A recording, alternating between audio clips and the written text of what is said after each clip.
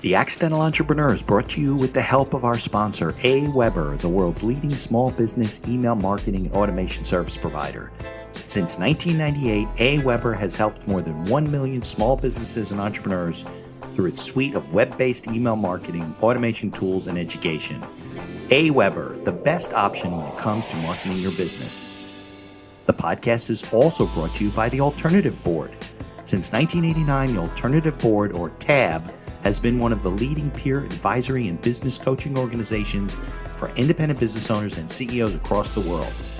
By facilitating peer advisory boards, private one-on-one coaching, and strategic planning services, TAB helps business owners improve their businesses in ways that change their lives. And be sure to connect with our affiliate sponsor, GSM Growth Agency. They're boosting e-commerce businesses to 6 and 7 figures in revenue and cover everything from ads and social media influencers to making your website better. GSM Growth Agency focuses on taking businesses from startup success to bigger success, going above and beyond to make sure growth sticks around. They're all about cool ideas, lasting partnerships, and making your mark in the e-commerce world. And be sure to support the podcast by ordering some logo merchandise from our online store. Listen to all of our sponsors' commercials later in this episode and follow their links in the show notes to learn more about their products and services. The online world is a little different than the restaurant internal world. And one of the things that we try to explain to restaurants is whatever you learned in the restaurant business, just try to forget about all of it because we're going to teach you something that is completely different, and it's not going to make any sense of what you learned about being inside a restaurant.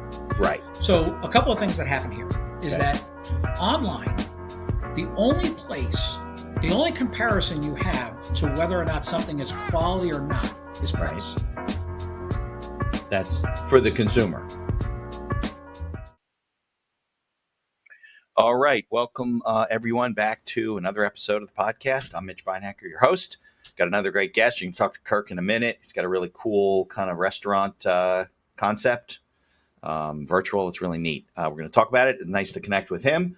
And if you are listening on your favorite directory, leave us a 5-star review wherever you can. If you're watching us on YouTube, be sure to like the channel, subscribe, and keep us connecting with great guests. So let's get on with the show.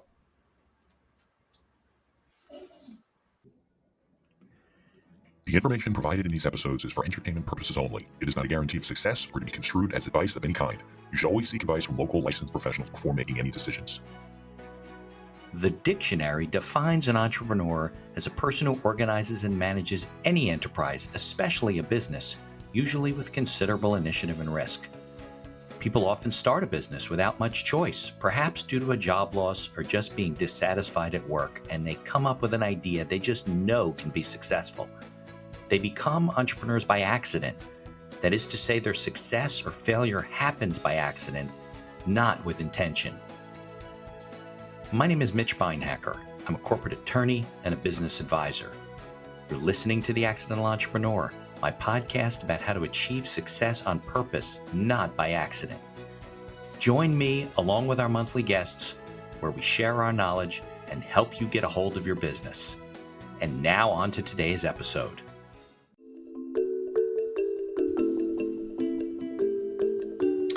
Hi, I'm Kirk Mauriello, the CEO and founder of Profit Cookers, which is a virtual brand restaurant company that markets food and different culinary options around the country. And we license our making of our food to local restaurants that are family owned to service those orders that come in throughout the communities across the country.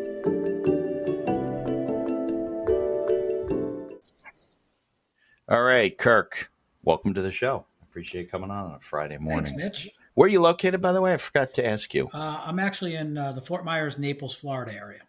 Got it. You guys had some storms this year, huh? Yeah, it wasn't so bad, but not for you guys. Little North was worse, but a couple of years ago it was pretty bad.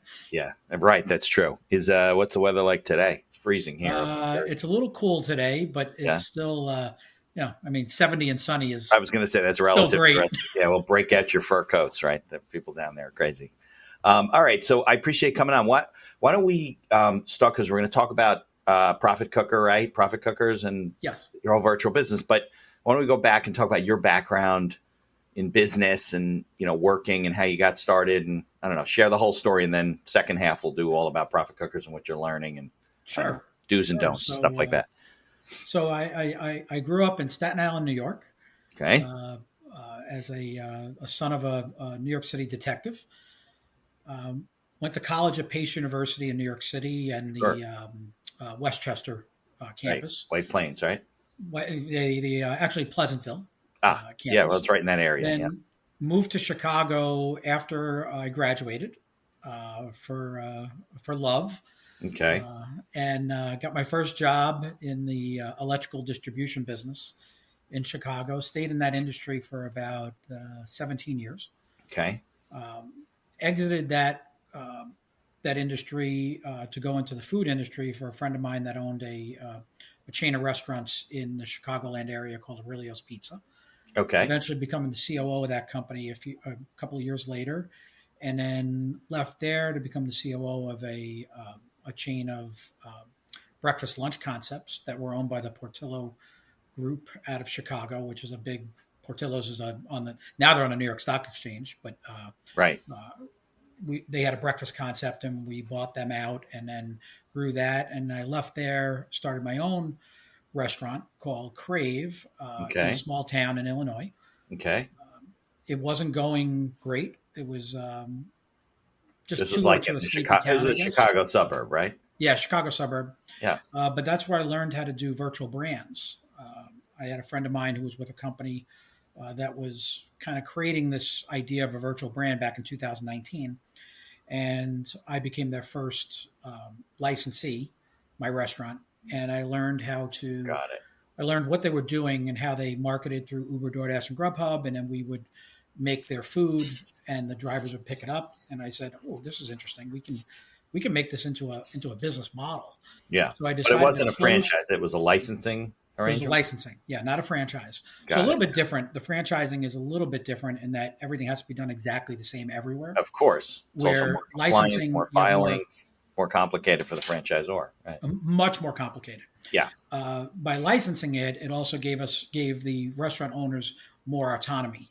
Yeah, of course. Which I felt was better. Yeah. In this particular model for a few different reasons, which I'm sure we'll get into at some point. Okay. So I decided to close that restaurant in January of 2020. That was Crave. Right. Before pandemic started. Just by chance.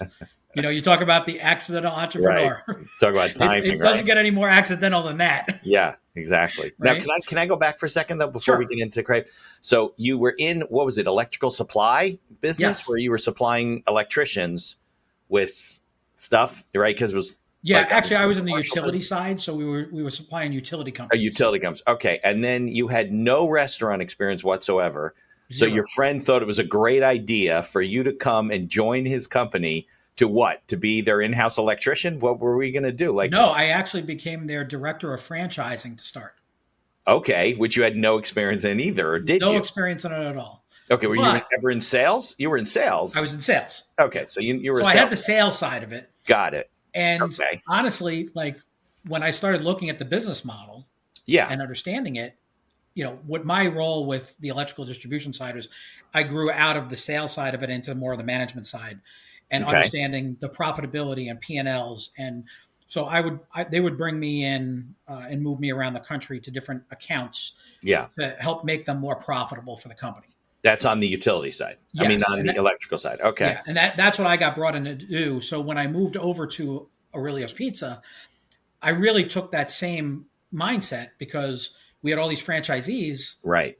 And we had to help them make more money. Right. That's the way I looked at it. Yeah. I mean, people think they're going to buy a franchise and all of a sudden, boom, it just goes. But it's not that easy. Well, it depends on where the franchisor is in their business model, too. Well, I mean, isn't the franchisor supposed to support all their people? I know some of them don't do a good job of it, but if you want your whole system to be successful, you kind of have to support these people who, if they were that good at business, probably start their own business. They need a franchise. It's like a business in a box type of a thing. Yes, and that was one of the things that the company that Aurelio's lacked at the time.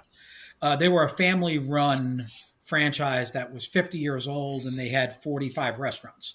it was mostly done through family, friends that decided to open that brand, their restaurant in their town that they lived in, or people Right. that were customers from years ago that wanted to bring that flavor to the town they lived in. Right. It didn't really have a franchise model around it, even though they acted as a franchisor, right? It didn't have the support systems that today's franchises have. So that's kind of what I was brought in. I was the first person from outside the company to be brought in that wasn't from within or family.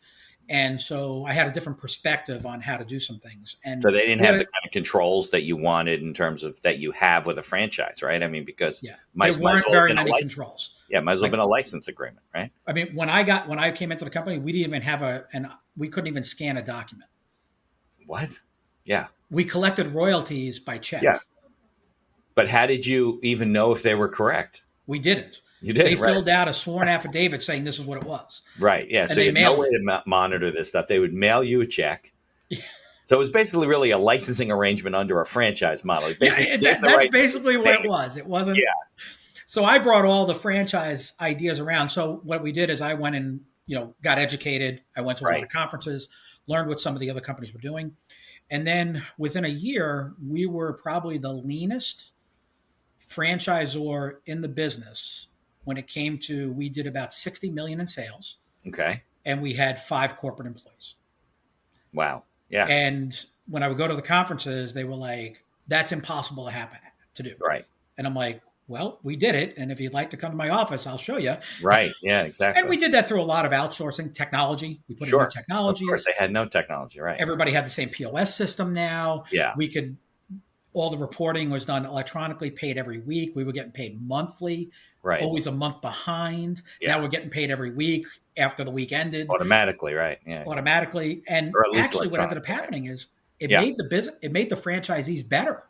I'm sure it did, right? All these systems. You actually had an advantage that they did it backwards, right? Because you came in, you had all these franchise locations. It wasn't like you put a system in and it built and then you grew out of the system and you were able to put a system in that worked for everybody. Yep. It was ironic. And it was a little bit of a struggle because when I came in, nobody likes change. Right. And then we're kind of laying a heavy hand on them saying, no, you got to do this. And we have to do this. And we have to do that. Right. But what I did along the way was that I figured out that we also didn't have a good method of pricing, and we didn't have our profitability in line with where it should be. And was pricing even consistent? Like the guys would just make up their own prices, right? Was it even consistent across the board or not really? No, there was no consistency. That's a problem. But also we didn't provide them with a cost model either. They had to figure it out on their own. Then all of a sudden we put the cost models together, then here's the pricing levels that you should be at in your market. And then we gave them some say in that pricing instead of just telling them where to price it at. Right. And we reduced. The biggest thing we did is that I reduced discounting. Pizza business is big for discounting. Explain what that is. Couponing. Got it. So everybody looks at in the community. Everybody comes in, they get buy one, get one free or something like that. Yes. Got it. So okay. What we were doing is every time the company had this philosophy that every time they raised prices, they would increase the discounted coupon. Okay. Well, does that really raise the price, or it just fake raises the price? Well, what I used to call it is our menu was an MSRP. Right. We never sold at that price. Right. The cars are never sold at MSRP. They're always discounted because it makes it look better. That's exactly the way I looked at it. Right. I'm like, so what are we doing? So when we started figuring it out, you started looking at the data. Now that the new POS systems were giving us this data, we were able to say, okay, instead of doing a $6, $5, and $4 off coupon, depending on how much you bought, we cut them in half and went to 3, 2, and 1. Got it. Well, and we raised prices at the same time. So now all of a sudden we built this gap of profitability. So it all just drops to the bottom line. The average store went from 6% profitability to 19%. Yeah, because it's just hanging out there. It wasn't being run well. Exactly. So and these people had no idea probably what the profitability was at the end of the day. They really didn't know. It's just lifestyle, just cash flow. Right. That was it. And not understanding that, wait, if I'm doing $2 million in sales, I should be making X. Right. You'd be out of business. You don't even know it. A lot of pandemic, by the way, restaurants, during the pandemic kind of realized, holy shit, we weren't making any money. All the cash flow stopped and it kind of cleared the smoke, Yeah. And so we were able to really build that. But what ended up happening is the trust that it built with the franchisees. Yeah. They were willing to do anything I told them to do. Yeah, because you were like their hero. Now, what time frame were you talking? Because you said this is way before pandemic, right? Because you closed down the other restaurant in the early 2020. This is 2011 to 2015. Oh, got it. Okay, this is a while ago. Yeah. So, and this was an issue that a lot of franchisors were running into that were older companies. Right. Not understanding where to price things, and then not understanding how to use those dollars that were coming in the marketing fees. So we started doing some different types of marketing campaigns that were really designed around the restaurant locality, as opposed to a general advertising market in the Chicagoland area, right? So we started putting billboards up in local communities, and then tying in radio with that, and then doing direct mail at the time, right? Because social media wasn't big at this time. From the corporate level. From the corporate level, yeah. We were doing it for the franchisees. We're collecting this money, but how are we spending it? Right, of course. So we were able to grow. We were 31 million when I started, and I think we hit 60 million in 2015, I think was the totals. Wow. So with 5 less restaurants. Yeah. Well, because you just improved profitability by threefold. No, yeah. And it was a huge deal for those restaurant owners. So now, and we got into a process of changing pricing, raising prices on a regular basis. Yeah. Right. So, and we always chose, everyone was like, well, when should we do the pricing changes? So I came up with this idea of, okay, Black Friday is the best day to do a pricing change. Okay. Because consumers don't look at prices between Thanksgiving and New Year's. Right. Unless it's a Christmas gift. Right. But they really don't, they're in the mode of spending money. Right. During that time. So they don't look at anything closely. It doesn't impact their budget as much. Right. But if you do it in January, they see it immediately. Right. So what we found is when we raised prices there, they were used to it by January now, and we never had any issue through the rest of the year. Plus, you're not like charging $20 for a pizza, and now you're charging $35. I mean, that's noticeable. So that's a problem. Even I deal with professionals all the time, and they don't raise the prices, and you can't just double your hourly rate. It's going to be noticeable, but you can add $20 and 30, whatever to the right. You add a buck or two or whatever, and you have 45. It's a big improvement, but if you do it, it's got to be done every year. The other thing we did too is we looked at, when I brought in, we had an outside marketing team that would do some things for us. I didn't have that internally. Yeah. I outsourced that because it didn't make sense to have somebody internal. Right. Of course. But what we tried to do is say, okay, when do we actually sell pizza? Right. Yeah. And it's the sales cycle, you mean? When you start looking at the sales cycle throughout a week, you start to realize that Thursday, Friday, Saturday. Yeah. Right. It's not Monday. It's like 70% of your sales. Right. Of course. Right. It's weekend. So these franchisees would come into the meeting and go, we need more sales on Monday. Right. And so I gave them a challenge. I said, okay, here's what we're going to do. I will commit $1 million in advertising on Mondays if someone calls me on a Friday and says that they have too many orders, they can't fulfill them on a Friday. In 5 years, not one restaurant ever called. So I said, until that happens, we're going to keep advertising on Thursday, Friday, Saturday. Because that's where all the business is. Yeah, exactly. It's like fish in a barrel, right? Right. Where do you want to fish? What are you going to do? You spend $1 million on Monday and increase sales by 5% because nobody's really buying pizzas anyway? Right. Yeah. So I said, we want the market share when the market is buying. Right. So they started to understand that. And I says, and here's what's going to happen, guys. We're going to get so good at this on Thursday, Friday, Saturday that you're going to be asking me, why don't we just close on Monday because we don't really have any business anyway? Right. And just get rid of the overhead expense. Exactly. And so it was very interesting because that's how it started to happen. And then I would get calls throughout the year like, are we going to raise prices soon? Right. They're getting used to it. It's funny because you can actually close a day and make money because of it. If you're, yes, that's just, it's funny. I had a guy on the podcast last week. He has a dog training business, right? Mm-hmm. And he franchised the business and he runs his franchisor. I mean, he supports these guys like you can't imagine. And I've talked to a lot of franchisors and they don't really provide the support that they need. And I think franchisors think, I can franchise, right? And find all these locations. People are going to have their businesses. They'll run their business. We'll collect fees. It'll be great. I'll be out on my yacht and, smoking cigars and drinking bourbon and, whiskey, and it'll be great. But it's a lot of work as a franchisor to make your business successful. It is true that you can't yourself, Kirk, have 45 stores. You need a huge staff to go visit them and managers and it's a different managerial structure.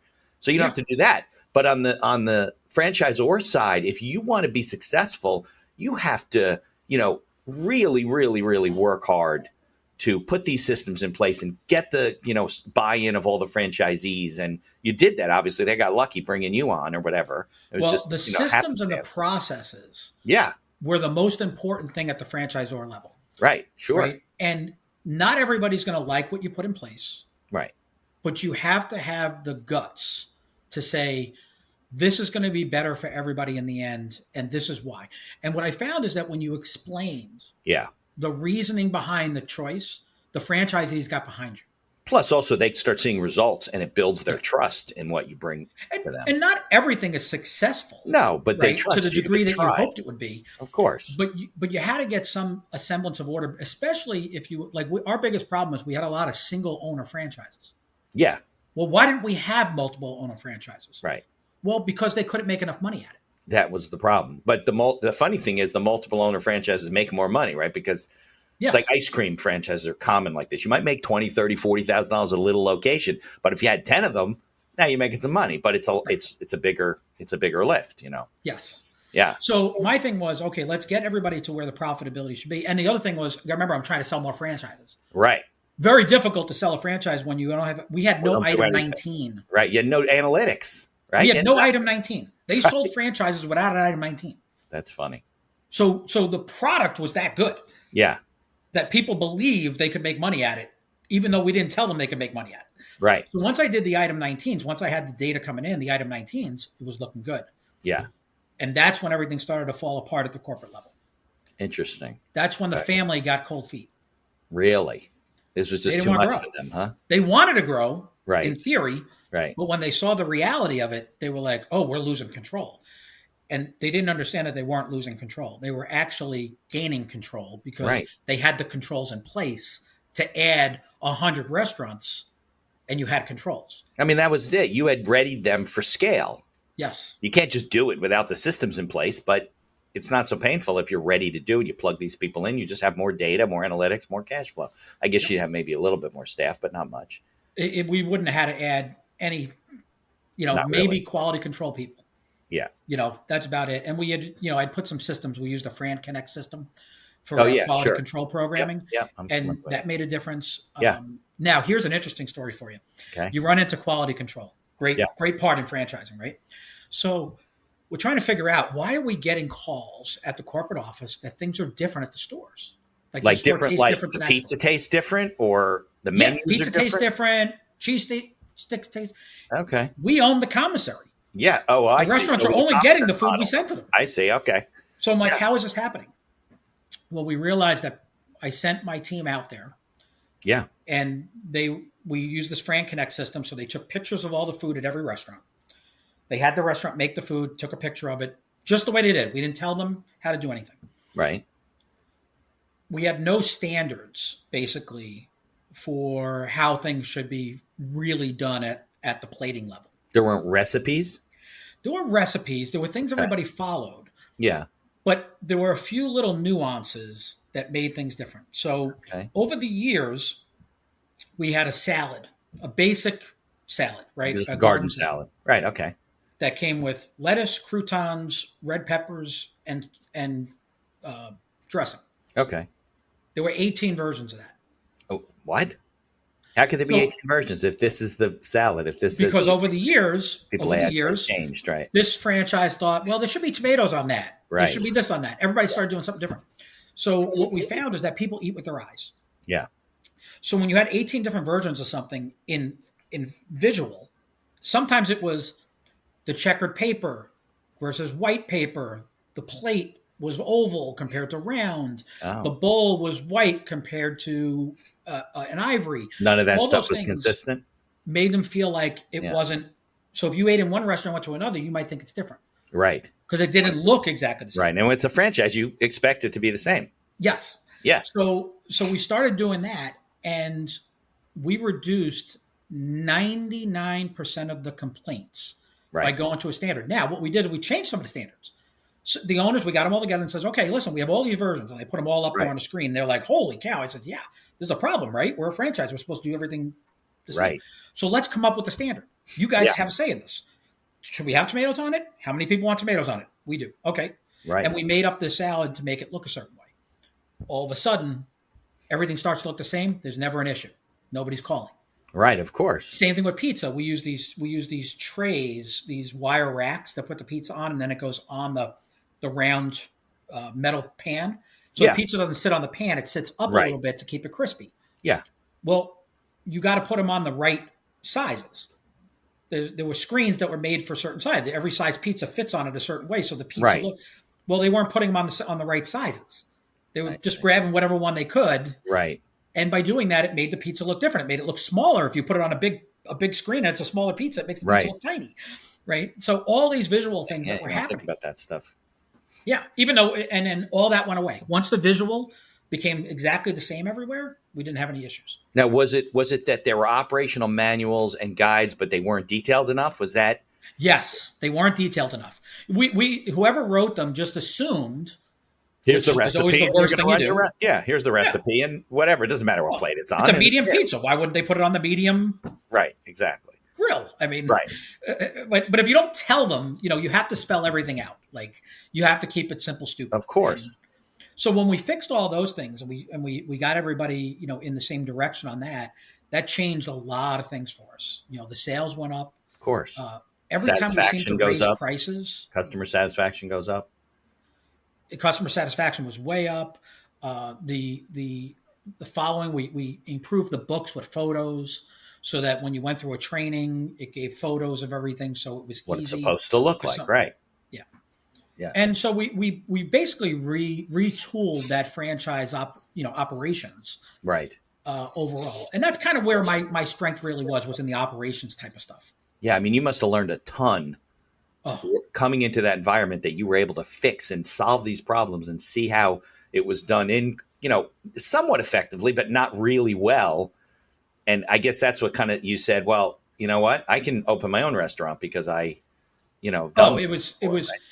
was such an easy transition.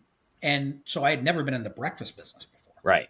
Breakfast, lunch I was like, oh my God, Italian, all these different foods. Right. I mean, when I walked into that, it was even easier after having this experience at the pizza level, because now I was working in the pizza business, you work with a lot of young people, a lot of turnover of employees. Right. Now I went into the breakfast side, which was one shift of people, morning, lunch, 8 hours, all adults, because it's not during school. It's all during school hours. Not available, right? Right. And it became a much easier transition in understanding that business. Now, in that business, that was Crave. I'm sorry? That was Crave? No, this is Honey Jam Cafes. Oh, this is before you got to Crave. Before I went to Crave, yeah. Okay. And everybody told me in the breakfast business you couldn't get above $9, $9.99 for a meal. And I was like, well, who determined that? Right. And they're like, well, that's just what it is. That's what it is, yeah. That's what they say. Who's they? I don't know. Who's they? I mean, so I said, we have these incredibly beautiful locations that are way nicer than your average breakfast place because Mr. Portillo put a lot of money into the visuals and the experience level. Right. And we started raising prices and our business went up even more. Yeah. Like all of a sudden we were differentiated from your typical breakfast place. We weren't your greasy spoon anymore. We're going to spend $14, $15 a person. Exactly. Which is now $20 to $22 a person today. I'm sure you can't get breakfast for under $12. So we built that business into a 29% EBITDA business. And that was a franchise system too already when you joined? We built that into a franchise system. It wasn't. But today it's not. My partners who own that now, they took away the franchise side and they just went and they have about 12 stores now. So they expanded it out pretty well in the Chicagoland area.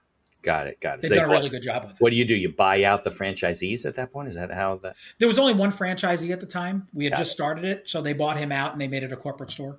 Made it a chain, which made sense for them to do that at the time. And it was right after COVID. They did all that. Yeah. Yeah. I work with a lot of business owners. They don't understand the difference between a franchise, a model and a corporate chain. Corporate chain, there's multiple locations, but all owned by, one parent company and run under different management structure. People, they use the words interchangeably.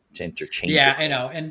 But franchising is tough. And that's why when I built the Profit Cooker model, I didn't want to be a franchise model. Right. And there were reasons for that. But more importantly, the main reason was I didn't want to deal with, I wanted the restaurants to have more autonomy. Yeah. I didn't want to have to. I wanted to provide them with the business model, Right. and I wanted to control the sales part of it. Yeah, but you didn't need the kind of controls that franchise boards. Right. I didn't need that because it was Right. it was a different type of business. Right. And I also wanted to be able to take that model and drop it into any existing restaurant, Right. whether they were a franchise already or Right. whether they were an independent Yeah, restaurant. because if not, they'd have conflicts if they were. Exactly. And we just wanted to create a model that dropped in and they could just do one thing, and that was make food. Yeah. Now, Aurelio's, interestingly enough, that wouldn't have worked there because you wouldn't have had the data analytics and the control to fix all those problems if they weren't a franchise. No, never. Yeah. Yeah. And you couldn't do that with that type of model. I do know some pizza chains that do a licensing model. Yeah. And it's a little bit different. It's not a full franchise. It's more licensing the name and the products, and then they kind of let the restaurants do whatever they want. Although they license the name, Yeah. They have that name on the building. Right. In our case, we don't have names on buildings with Profit Cookers. Right, We're you're branding internal. online. Right. Now, before we get into Profit Cookers, so what happened with Crave? That was after. That was after. So I bought a restaurant in Plainfield, Illinois. That was operational. An existing operation, and I made some mistakes there. I changed the concept too fast. Okay. I changed the menu up too fast. I should have left it in place for a little longer and eased out. We lost a big part of that customer base because of the change. Yeah.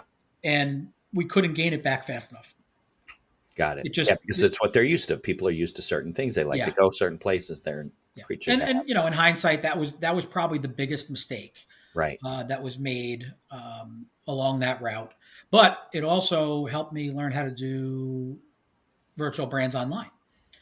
I think everything's a journey, right? So if you change the journey, you might not be where you are. And if you're happy where you are, then, it was accidental when you use that word, it wasn't intentional. Right. It was just, I was looking for other ways of bringing some revenue into the business to keep us afloat. Right. And then I realized, wait a second, this is a much better business model than keeping this restaurant. And then by luck, I got out of the restaurant just before COVID. Yeah, well, that was definitely luck. COVID happened, which then helped the new business. Right, because of the virtual model. Well, why don't we do this? Let's take a quick break for some commercials, and then we'll come back and let's talk about Profit Cookers, because I think it is a great, case study of what's happened in our world, going to virtual models and how you adjusted. So let's do that, and we'll come right back.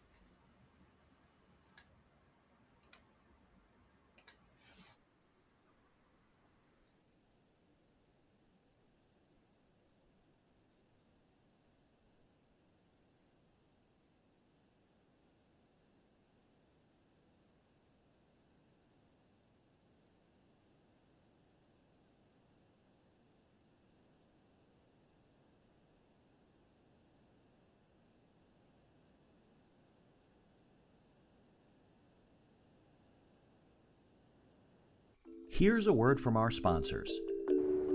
Looking to market and grow your business? Or perhaps you're just getting started and want to hit the ground running? AWeber is the best choice for online email marketing and automation of your business. From maintaining a subscriber list to drip campaigns and landing pages, AWeber gives you tools and integrations that make marketing easy and fun. As our partner and sponsor, we use all their tools to promote the podcast and market our law firm. AWeber, the best alternative for online marketing. For over 30 years, the Alternative Board, or TAB, has built a thriving community of forward-thinking CEOs and business owners who want to radically improve their companies. Through unique combinations of one-on-one business coaching, participation in monthly TAB board meetings with other non-competing owners, a suite of strategic tools, and customized strategic planning workshops, TAB membership can deliver greater strength to your business and a better work-life balance for you and your family. All packaged in a streamlined and affordable service that the people at TAB invite you to try risk-free. Are you struggling with managing advertising due to a lack of time or expertise? Perhaps you're facing challenges in scaling ads for your store. Are you feeling lost when strategies have no success? GSM Growth Agency is your reliable partner in overcoming these business challenges. Feel the impact of collaborating with a team dedicated not only to short-term goals, but also to building long-term partnerships and achieving sustained success. Embark on an exciting journey to redefine the possibilities of e-commerce and create a legacy of unparalleled excellence. Take decisive action now. Follow their link in the show notes to receive a complimentary audit of your Shopify store conducted by a GSM expert. Propel your e-commerce game to new heights with GSM Growth Agency. Follow the link in the show notes to learn more about all of our sponsors. And now back to our show. All right, Kirk. So we were talking about this virtual concept. So when you had Crave, you started looking, is that when you started looking into like virtual services? Because let's make it clear for people listening, right? You can't have a virtual restaurant because you got to get food to people physically. They got to eat it and ingest it in their mouth. But you were looking to do a business that wasn't brick and mortar, right? That could be in the restaurant space. Am I wrong about that? Yeah. So what ended up happening is I had Crave, and one of the early adopters of the idea of virtual restaurants, which came to me and said, "Hey, we have this idea. We want to." They were looking at franchising it, believe it or not. Right. And I said, "Well, I don't think this is a franchise model. I think this is more of a licensing model." And they decided to rewrite the contract to be a licensing model, and they had 3 brands. Okay. And they would market them on Uber, DoorDash, and Grubhub. Okay. And then they would, when people ordered on those platforms, the order would get routed to my restaurant for the region that we could have it delivered in. So basically you were producing the food for the brand. We were the fulfillment partner for them. Got it. Okay. For those brands. Okay. So that's where I kind of learned it. And I was like, okay, this is great, but I don't think they really understand how a restaurant operates. Right. So I said, I can build this model better. What was their background? They were a technology company. They owned, it was a company called Ordermark. And they owned a piece where they consolidated tablets into one tablet at a restaurant. So all those DoorDash and Uber tablets that you would have to have, they consolidated that to one tablet, so you didn't have to have all these other tablets. Got it. Yeah, my diner I go and they got like 6 of them along the which window. makes no sense when you get nuts. one consolidated tablet today and so, you can run. But they didn't understand about.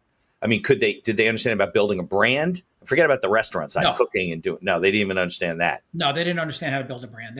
They were just looking at, okay, we're going to put this stuff out there, and they were a young company. They ended up getting a $130 million investment. Wow. From just after COVID started. Because of the technology? From SoftBank. And they blew through the money in a year. Yeah, no, that's what they had 400 employees, and they ended up laying everybody off. High burn rate, and then move on to the next deal. Yeah, and so today they were bought up by somebody, and I don't even see them in the market very much. Got it. But what I was able to do is learn from that experience and say, okay, I know what a restaurant really needs because I have the operational side. Right. And we took that same methodology, created these brands with different culinary options. So now we have 25 brands that we market.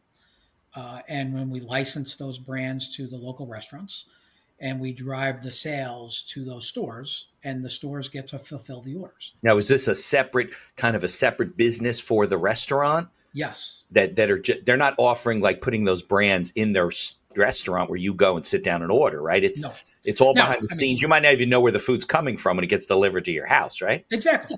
Yeah.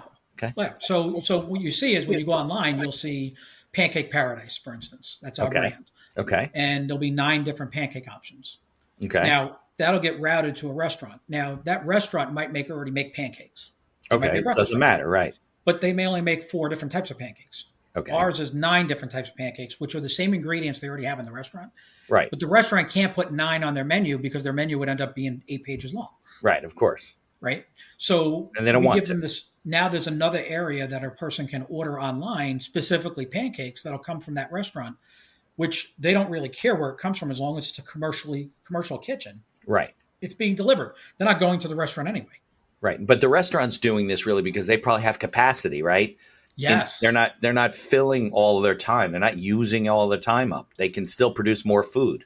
Of course. So what ends up happening it's a great business model for restaurants. And today, honestly, if you own a restaurant, a local restaurant, if you're a local owner, and you're not doing a virtual brand, you're missing out on so much of the market, Right. right? Because your restaurant requires people to walk in. So you're limited on the number of the people that are going to walk in. Most of your business comes from within 1 mile of your restaurant Probably right. when it comes to walk-ins. Right. This now expands your radius to 5 miles. Now, you already have 5 miles if you're on DoorDash, Uber, and Grubhub Right. with your brand. Right. But you're fishing with one pole Right. in that marketplace. And that's a marketplace. Uber, DoorDash, and Grubhub are no different than Amazon. Right. They are a marketplace. Sure. If you're selling your brand on their marketplace, you want to, and you have a kitchen, commercial kitchen, and you can make food and you can make all kinds of stuff because you have all the ingredients and you have the cooks and you have the capacity. If you take on some virtual brands, now you might have 6 brands that online that every time somebody orders one of them, you get the order in your community. Right. So they go to DoorDash, they see the brand, they go, oh, I want those pancakes. They order it, it gets routed to this restaurant unbeknownst to the customer. Right. They prepare it, pack it up, and deliver it. Yep. Now, Now- the customer can look it up if they want to. Yeah, it's not a They've secret. gotten used to it now. The customers know this goes on, where early on it was very like, what is going on? Why are they making this out of this restaurant? Right. How are they having all these locations? Right. Yeah. Or where is this at? Now, Yeah. we do have customers that'll call us, and we take care of everything on our end. So the restaurant truly just makes the food and hands it to a driver. So, They don't have to take really, calls you from give a customers. pretty rich licensing package. Then it's not just here's the name and here are the recipes. You're helping them. You're Oh, supporting. we do all the marketing. We do everything for them, right? We even guarantee them their profit. You guarantee them a certain amount of profit. Yes. So, So we they guarantee have our a minimum restaurants floor that they're 30% of the sale. Okay. Most restaurants make more than that. But Based on 30% of what we pricing. sell, Got they it. they're going to make as a profit outside of food cost. Got it. And you're not collecting money from them like you do in a franchise model because it's all going through your system. So people are ordering through you. They pay you $1. You send 30, 40 cents, whatever it is, to the restaurant. Yep. Yeah, got it. I got it. Well, that's Yeah, we how pay the restaurant. licensing We works, control the whole sales cycle, right. which is a great model for a business because let's say the restaurant decides they get bought. We've had this happen. Somebody buys the restaurant, decides they don't want to do our business. They don't want to do the virtual brands. We just take our equipment, Find a new which is one. a tablet and a printer, Right. and we move it to the restaurant across the street and say, here's $100,000 in business for you. Right. Which would be stupid for the It's buyer. happened. I know. It's happened. Don't Right. understand why. Yeah. But nobody really ever leaves. Right. Like once you start getting business in, you don't want to Extra leave money. as long as it's profitable. Right. As long as it's profitable and you have the capacity to produce the food and it's the kind of food you can produce, right? But I'm sure you said you have a myriad of different types of foods and brands, and Yeah. you'll always find something that fits with Our whatever average they store, do. our average restaurant partner does 16 brands. Wow, that's a lot. But it really isn't because the brands are specific to type of food. Right. So it's not like you're getting, you're double, you're multiplying your volume by 16. Like that's not happening. No, Right. those 16 brands make up one big menu, Right. Got it. right? Yeah, So yeah. picture having your menu and then having one other restaurant menu, but we do it by type of food because people search that way. Got So it. if you were looking for a BLT today Right. and you were in Duluth, Georgia, you might type in BLT Okay. and you're going to get Badass BLTs as the only restaurant that sells BLTs. Right. Other restaurants have BLTs, but they don't. You're not they gonna don't go just search sell for it. BLTs. Right. You can't search for it. Right. Right. And then you'll have 9 choices of BLTs on that menu. Okay. And you So- don't know where it's coming from, and you don't care. You're right. It's gonna. No, you just want it to, if it looks like Right. that, and that's what. Listen, they buy peanut butter and jelly sandwiches. We have a peanut butter and jelly brand called Do PB you? and Jellies, and we sell thousands of dollars in peanut butter and jelly sandwiches in New York City. Got it. And people are going to New York. Yeah, because New York City's like that. So people. And you must have. There's probably more than one restaurant in New York City that offers that brand, right? It doesn't. There's 7 of them. Yeah. So it just gets routed. Would you have a system, an algorithm that routes? Well, first based on location, right? It's all based on how DoorDash, Uber, and Grubhub, each platform does that. They pick, right? It's all their algorithms. So Yeah. it's based on traffic patterns. It's based on time of day. Their algorithms are so Right. robust. Where you're located, where your apartment is, right? Exactly. But you don't have to worry about that because they handle it. They handle all that. Mhm. We don't have to worry about credit card collection. We don't have to worry about any. They do all that for It just us. nets to you guys. Right. So is there also an annual licensing fee for the licensee? No, No, it's not. There's no cost. You can sign up zero cost. and you guarantee them. It sounds a little crazy, Kirk, So there's no cost to sign up. I mean, obviously you're going to vet them, right? You're not just letting anybody sign up. Yeah. And you guarantee a certain amount. You don't guarantee them a level of profit. You guarantee them a percentage. Correct. Got it. Okay. And how does it go up based on their pricing model? Yes. Yeah. So you have a minimum price or whatever. Well, this is the interesting part. This is something that, some of the things that, we talk about the accidental stuff, right? Right. There's a few things in the business model that ended up coming about that were accidental, that were very in our favor. So when you think about a restaurant, when a business model, right? The business model is just not the cost of food. It's the labor. Close. Yeah, it's the fixed costs as rent, utilities, all the stuff. Biggest mistake business owners make. Right. So the price that it's sold at in the market, the item is sold at a price in the market based on those structural costs of course, the business. Which vary based on the market and location and the city and everything. New York City versus South Florida. Your rent's going to be through the roof, of course. Tulsa, Oklahoma. Labor costs, everything. Yeah. Well, but food costs aren't that wide. They're more consistent. Right. So in New York, where you sell a burger for $20, you might only be selling it for $15 in Tulsa.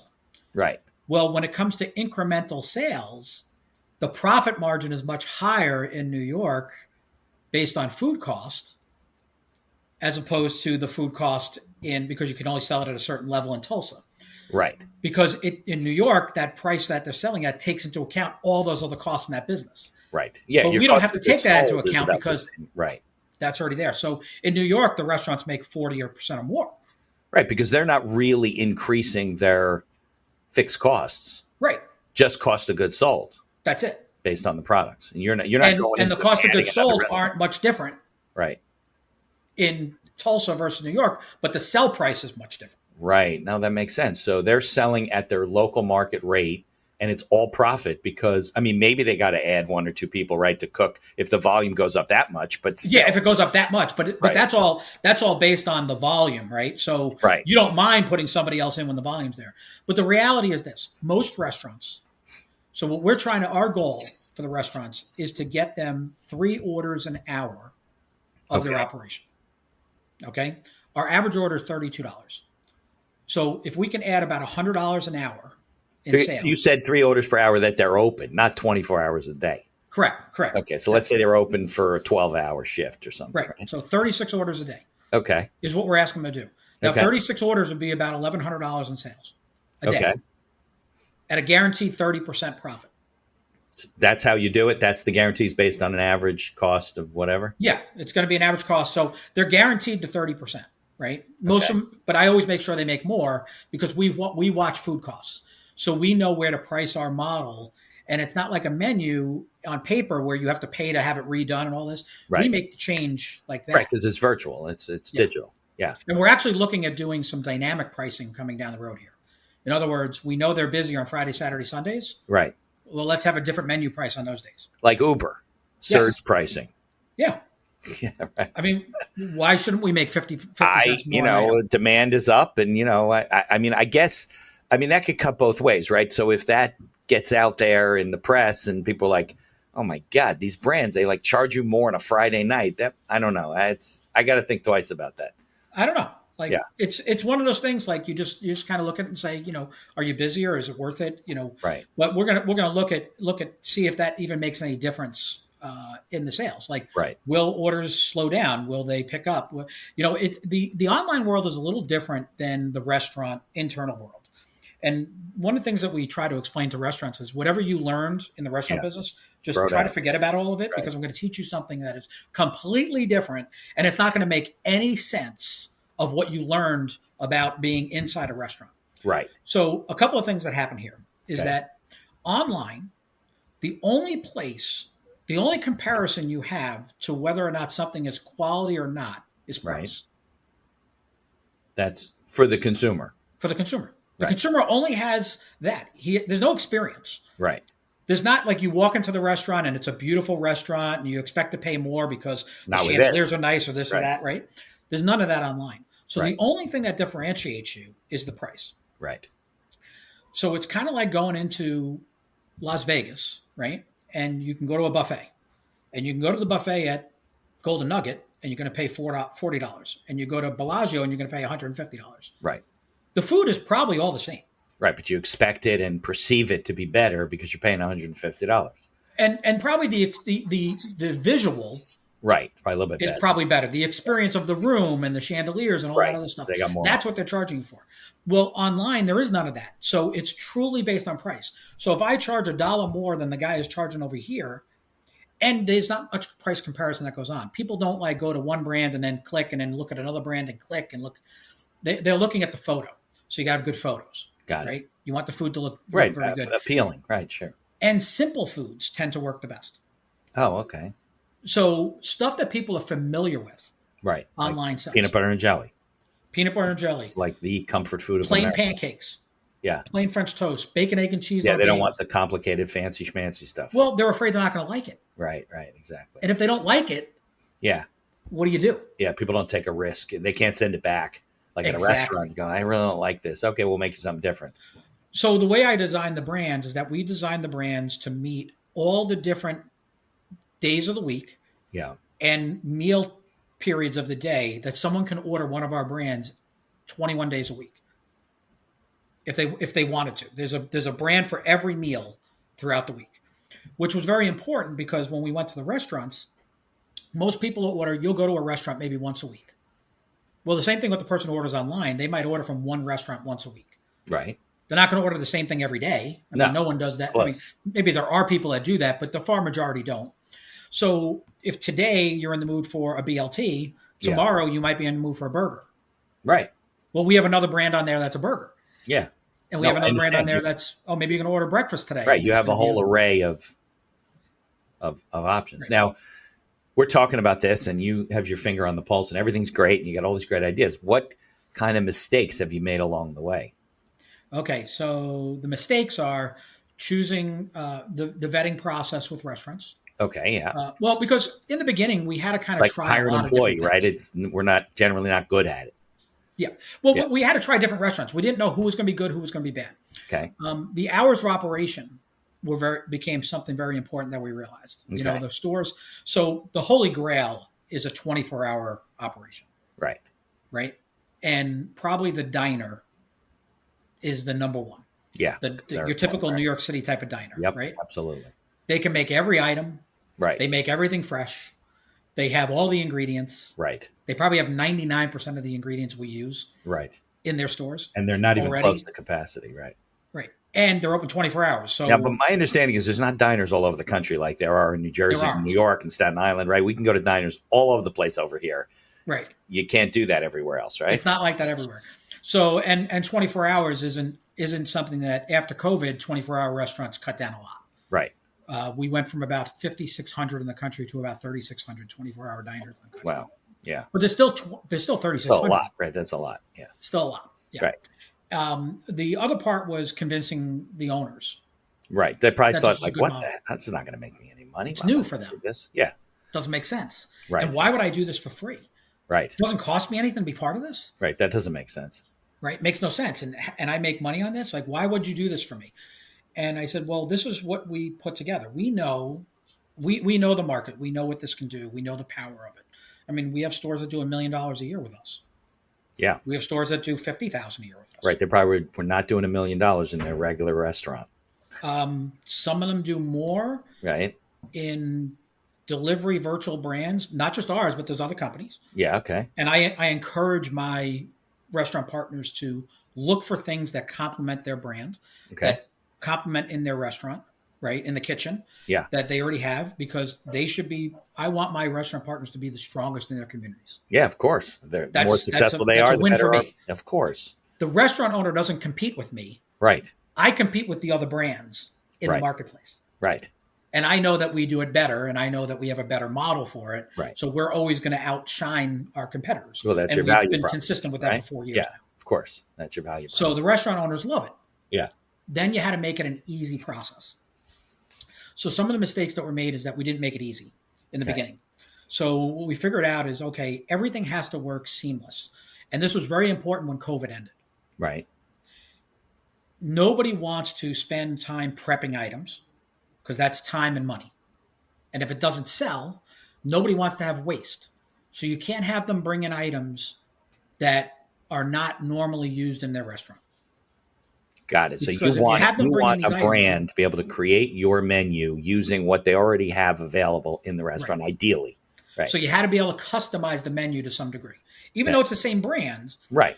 And why does that work? Right? And you sit there and say, well, in a franchise model, you couldn't do that. Well, not only that, if I'm the guy buying the food and I buy it in New York, let's say, right, at my apartment, and now I'm at my buddy's apartment uptown and it comes from a different restaurant and it's a little different, aren't I like, the fuck is the matter? What, this is different than I had. Is that a problem? Well, but the reality is most people order from either home or Right. work. Right. So when they order, they're getting it from the same location. Mostly. Sometimes the same location. Sometimes it's two different locations that they're ordering, but it's never, they're not really going out into Chicago on a business trip and deciding to order DoorDash to their hotel room. Right. It's not as common as it is ordering to your house if you're working from home. Right. Or ordering to your workplace when you're working at the office. Right. So you're limited on the number of, it's not like having like every Dunkin' Donuts has to be the same. Right. Right? A franchise. Yeah. We don't have to worry about that. But we give standards. So if the burger, it has to be an 80-20 mixed beef or better. Okay. Right. So we give a form, fit, and function is what we do. Right. And then we customize that menu. So today, one restaurant might have brioche buns, and it's going to say in the description on a brioche bun. Another one might have sesame seed buns. It'll say sesame seed buns. So the consumer knows what they're ordering and they're getting it. It might be different from that standpoint, but I'm not going to have the place that uses sesame seed buns on their other burgers to bring in just a brioche bun just for us. Right. And you're not using like Aurelio's was doing a commissary model. You're not providing. We're not providing. We're not saying you have to buy this particular item. Now, some of our competitors do that. And what happened after COVID is that became a barrier for those restaurants. It became a nuisance. Yeah. So they dropped them. Interesting. They dropped the brands. We never get dropped. Got it. The only reason why our brands go offline in an area is that it just wasn't a good selling brand in that market. Yeah. And DoorDash and Uber have some now rules in place that you have to have so much in sales to stay online. Yeah. Which makes sense. Yeah. I'm perfectly fine with that. So if you didn't get at least 3 orders a week, then your brand can be dropped offline. Which if you're not getting 3 orders a week, it's not worth it. You don't want it anyway. Right. So what do they? So if I own a restaurant, right, and I sign up with you, I'm getting the brand name, I'm getting the recipes or the menu, right? Yeah, the menu and the recipes, and I'm getting like pooled advertising. Is that what I'm getting? Promotional? You guys promote the brands? We so the promotional stuff is everything's based on a net sale. Okay. So if we're doing promos and discounts or anything like that in order to increase sales online, then we share in that. Okay. So if we sold for 100, we gave a $5 off. There's 95 total. The profit split is 60-40. The restaurant gets 60% and we keep 40, which covers the delivery, the expenses, everything. Right. And we run about 25% food cost. So the restaurant's making 35% of that $95. Got it. But there's nothing in the licensing fee. Oh, no, there is no licensing fee. There's no licensing fee. There's nothing else. What you should do is do it for free and say, listen, if this works and you make a lot of money, then we'll start charging you licensing for the guys that are suspect about why you don't charge anything. Yeah, and I'm like, guys, it's just what it is. But we have enough restaurants now, and we have enough case studies. Yeah, you have a proven model. I have case studies for 4 years with some restaurants, and I hand these over. I show these, and they're like, seriously? And then what really sells the most is if you go and like what we realize is that you have to go and meet the owners. So my sales reps go into the restaurants. Yeah, I don't do it. We don't do it over the phone. It's very rare to do it over the phone. Meet people, right? Sure. And you don't get the best restaurants. We want the best restaurants. We want to walk into the guy that's the busiest. Yeah.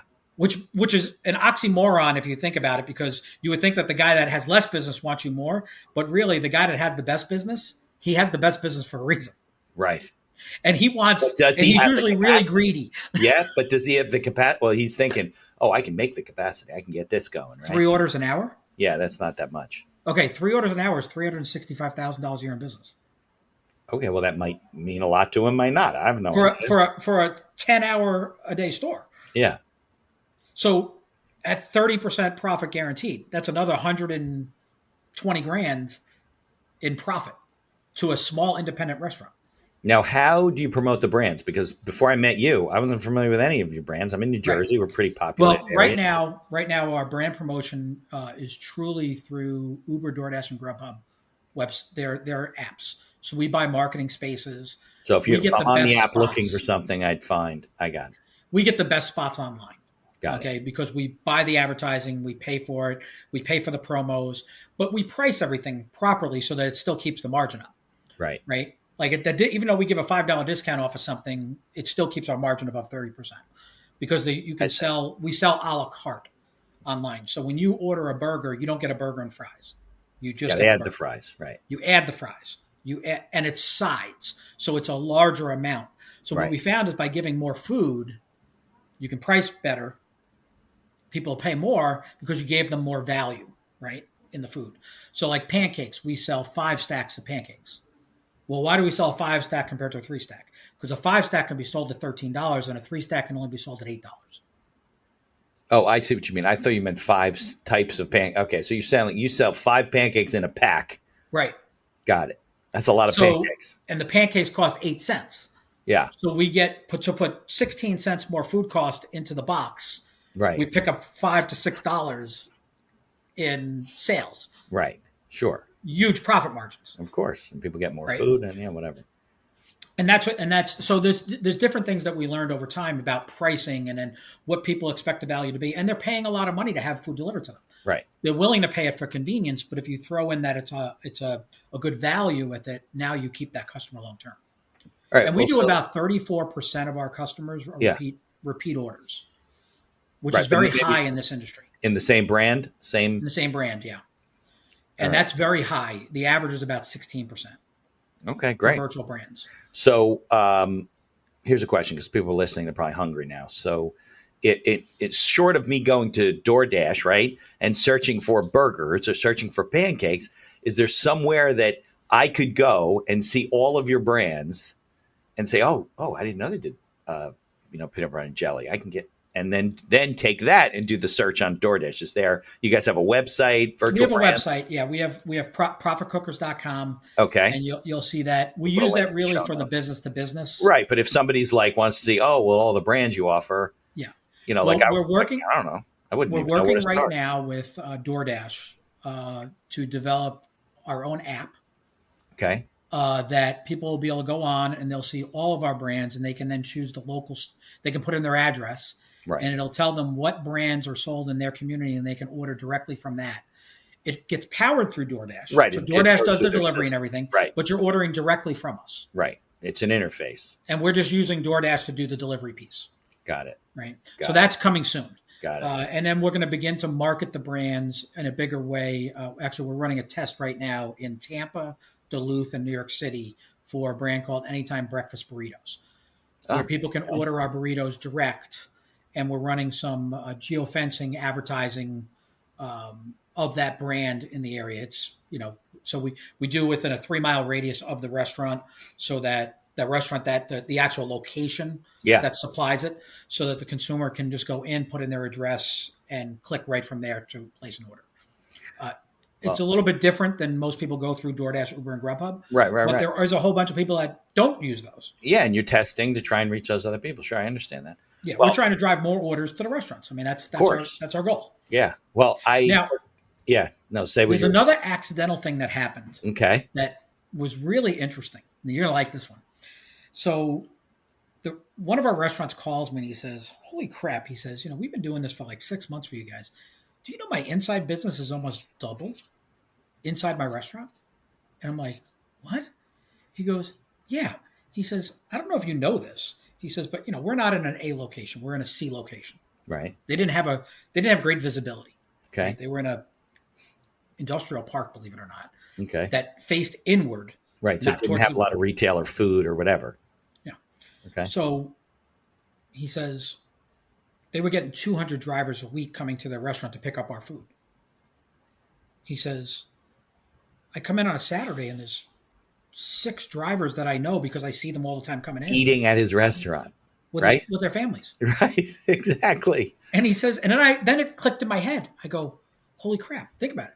Every driver that picks up the food, where do they live? Of course, they live in the area, and now they're comfortable with your location because they've been there 20 times, and they see your restaurant. Maybe you were really nice to them, And they probably tell some they people. were like, the food Yeah. looks great here, and they would never have. They may never have found that restaurant. And how much of advertising would that have cost? It's a logical conclusion, though, that this happened. Absolutely logical. Right. Well, we started asking all of our restaurants. Right. And they said the same thing. Oh, yeah. The majority of the restaurants, when we asked them, businesses, majority of them, their business increased 20% internally. Yeah.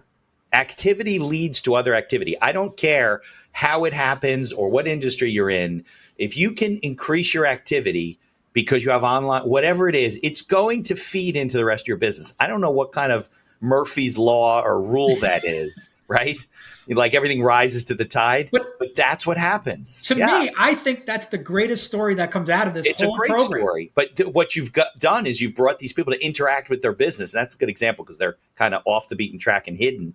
And, and you brought them there, and now they're telling their friends and they're bringing their families, and it's a natural, So now when I bring a new restaurant on or we're selling them on it, we use this. Yeah. And I say to them, and here's what you have to do. I say, we're going to send you in a couple of 100 drivers a week. Yeah. That live in your community that probably may never have been in your restaurant. And you think about it. And I tell people this all the time, like, okay, how many restaurants are in your town? How many have you ever been to? And they're like, I drive by this place every day, and I've driven by it for 10 years. I've never stopped in there. There's a ton of those here. Yeah. There's no reason to. You never felt a reason to do that. But what if they were the nicest people and you went in there and all of a sudden you would be telling people how nice they are?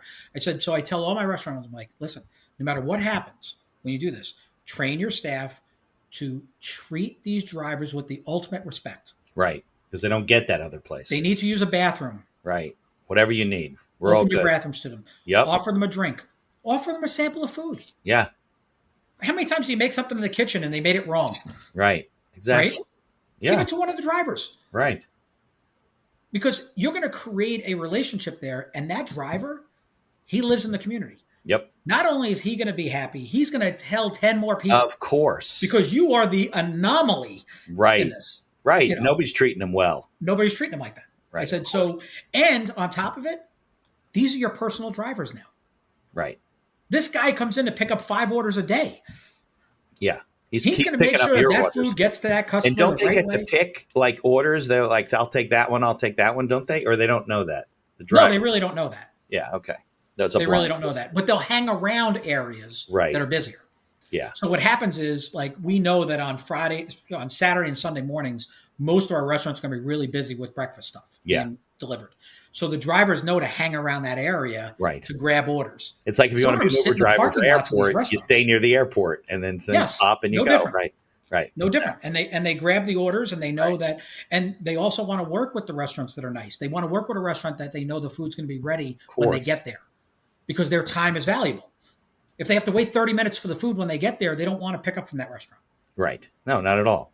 Because now they lost out on 2 other orders that they could have. Of course. So if you create the best experience for them, you treat them really well, you're providing, good quality stuff for the customer. If all, somebody says to me, well, is that going to make a difference? I said, well, if everything was really firing properly, everyone in the system's happy, they're getting good quality, the drivers are, of course, your business is going to go through the roof. Yes. If you can do all those things right. It's hard to do, but it's logical to do. And a lot of people don't do it. Like, you and I aren't like rocket scientists where you're like thinking of things that nobody can figure out. You didn't even figure it out. You fell into it by accident. But you look at and listen, I've been practicing law for over 32 years, all business work for the most part with small businesses. I've seen people, the reason it's called the accidental entrepreneur is because I get clients that call me and they're like, we got to shut down the whole restaurant concept. I'm like, why? You've only been doing this like 4 months. Well, we didn't plan on this and we didn't do that. We didn't test this. We didn't try this, whatever. They didn't really plan on it. But a lot of it, you look at it and you go, that doesn't make any sense. Like, why wouldn't you plan on things? Why wouldn't you test stuff? It's all out there. Mm-hmm. Find out why this guy's successful, and they don't do it anyway, even though it's all logical. I'm sure there's people that decide not to sign on with you and you're scratching your head like, why wouldn't that guy do this? I mean, he's got the capacity. It makes no sense. Yeah. They're afraid. And the funny part is we have restaurants that we contact, and my sales guys are pretty good. Yeah. And one of them's phenomenal. My business partner actually is the best sales guy in the company. and he and I started it. And he has accounts that took him a year to get. Yeah. And the account signs on, and they start doing $10,000 a week in sales with Right. us. And the owners are like, why didn't I say yes to you what a was year I ago? thinking? Right. And we're like, yeah, now you know why. And They're we had lucky one guy he's call us, and persistent, we called right? him so many times, right? And we were in Florida, and he was in Atlanta. Yeah. A restaurant called Landmark Diner, which is very popular, very high-end diner restaurant in Buckhead. Yeah. Buckhead's Super a wealthy popular, area. been there forever. Right. Yeah. And the owner's an old Greek guy and super nice man, but very set in his ways. Traditional. And he was like, I don't know if I want to do this stuff. He says, listen, if you guys show up at 2:00 in the morning today, I'll sign. We got in the car and we drove there and we showed up at 2:00 in the morning. And he was like, are you guys crazy? Right. And you did it. Now, what he had so many contacts. Yeah. So many friends that were owned diner. He helped us get into all these restaurants. That's the next stage of it, right? People are going to refer you to colleagues, to people. You never in know their who business. it's going to be. Yeah. So all the Greeks know each other. All the diners are owned by Greeks nowadays. So, it's just it's a little different around the country now. I'm sure. Depending on where you are in the country, it is ethnic though, but it is different ethics. There's in the Baltimore and Delaware area, there's a lot of Egyptian that own the diners. In New York, it's still a lot of Greek. A lot of Greek diners. In Atlanta, there's a lot of Greek, but there's also some Indian. Yeah. Or Pakistani groups that have some things. So, but a lot of immigrant. Of course, they're the hardworking ones, right? Super nice people. Yeah. I mean, we have some great relationships that we've built around, and they think we're geniuses because everybody in this business, you can stay in your lane in the business model. And everybody benefits from it. And that was one of the things when I built this. It had to be a win for everybody. Because if everybody doesn't win, then your stool falls over, right? Right. It's a 3-legged stool. So if all 3 legs aren't staying up, you're falling. Of course. So we had to make sure of that. And when I put the profit guarantee in and then showed them, we give them a profit portal, which gives them the food costs that we see, base food costs, which are always a little higher than what theirs actually are. Right. And then we show them where we're going to price things. They understand how much money they're going to make every time they sell an item. Every time we sell every time they make an item, because we actually sell it. And it makes it tangible to them. And they love the fact that this is a business that all they have to do is do what they do best. Yeah. They don't have to market it. They don't have to spend time with a customer. They don't have to do all these things don't matter to them. Yeah. And they just get the order. And they almost want it. They almost wish they could just do this. Kirk, there's been a couple of restaurants in my area during COVID. They had to just do delivery. They never reopened their dining room.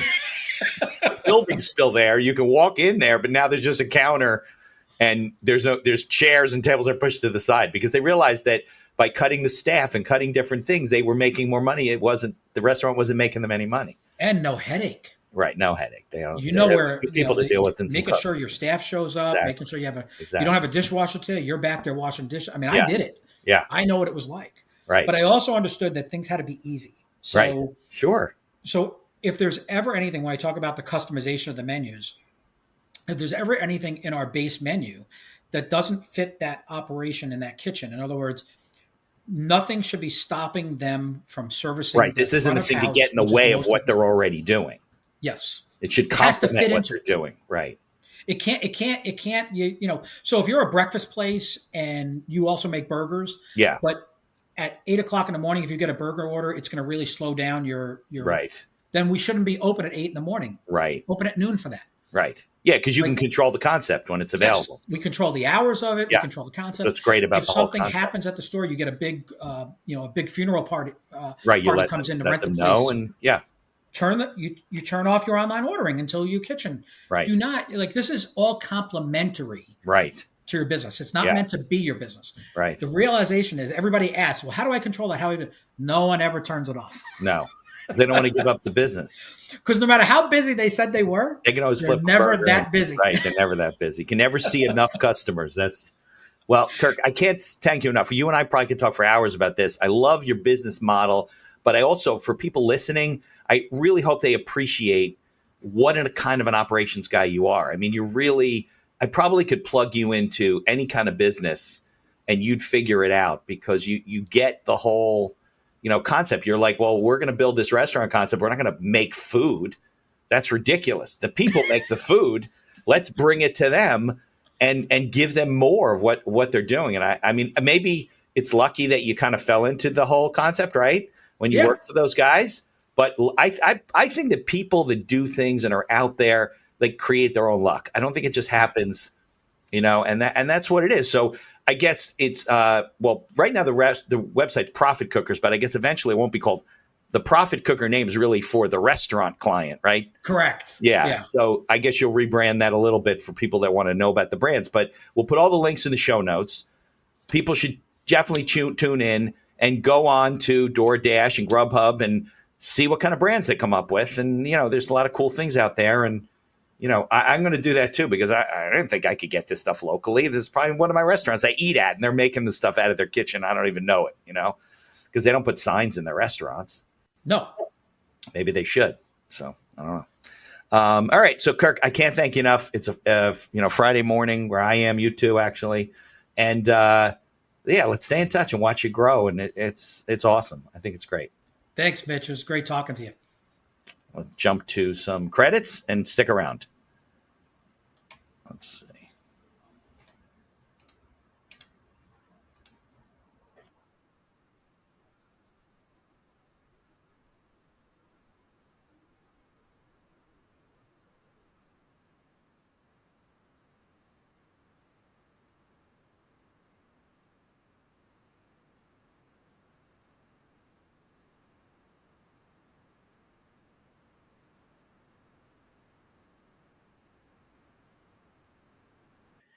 Thank you for listening to this episode of The Accidental Entrepreneur. Opening and closing music written and performed by Howie Moskovich and made to order music. For information about Howie and his music services, please follow the link in our show notes. If you like the podcast, please tell others about us. You can find us on Apple Podcasts, on Amazon Music, Spotify, Google Podcasts, and most of the other podcast directories. If you like what you hear, please leave us a 5-star review and feel free to share our episodes on social media. If you have any questions or comments, ideas for the show, or you'd even like to appear as a guest, reach out to us by email at info@beinhakerlaw.com. The Accidental Entrepreneur is hosted by Mitch Beinhaker and produced by Beinhaker Law. If you'd like to learn more about our business and legal services, you can find us on social media or visit our website at beinhakerlaw.com. Thanks for listening, and be sure to subscribe to our feed to be notified of all future episodes.